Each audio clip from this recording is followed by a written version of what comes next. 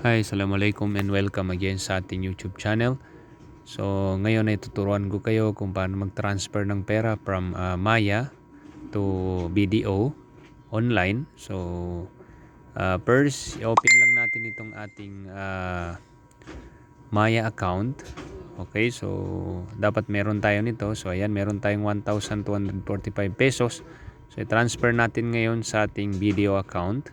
So, dito tayo sa bank transfer. As you can see, meron tayong makikitang bank transfer dito sa may baba. Ayan.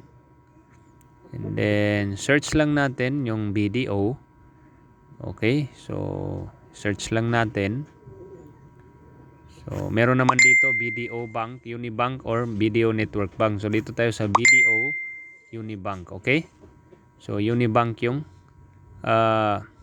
BDO natin. So, yan yung isi-select natin. So, BDO Unibank. Okay? So, amount. So, ilagay lang natin dito yung amount kasama yung charge or fee na 15 pesos. So, 1,230. Okay? So, since meron siyang 15 pesos na transaction fee, so magiging 1,245 lahat. Purpose, so payment or allowance, pwede rin. So, ilagay natin dito yung account number. So, i-copy paste lang natin. O di kaya kung meron tayong QR code, much better kasi para iwas mali tayo. So, sure lang natin talaga na correct yung account number natin. So, i-copy paste na lang natin. Okay, so ayan, naka-copy paste na natin. So, ilagay lang natin dito sa may box. Ayan. So, okay. Ayan, nalagay na natin. And then yung account name. Okay. So, ayan. Then, after that, continue lang natin.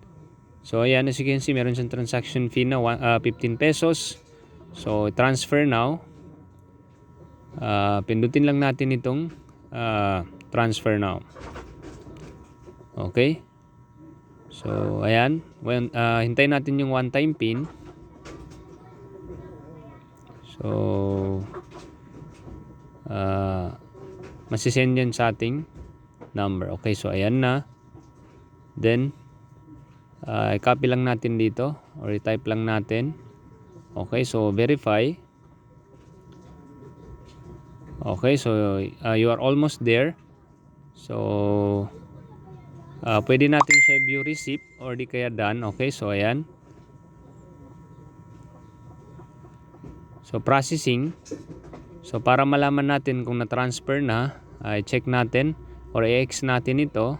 Tingnan natin kung meron dun sa transaction na na-transfer na 1,000 plus. Okay, so as you can see, naging 0 na siya.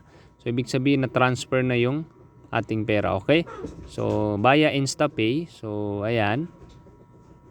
Okay, so na-transfer na siya sa ating video account. Okay. Again, I hope nakatulong ito sa inyo.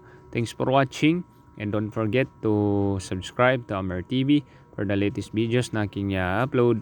Sukran and wassalam.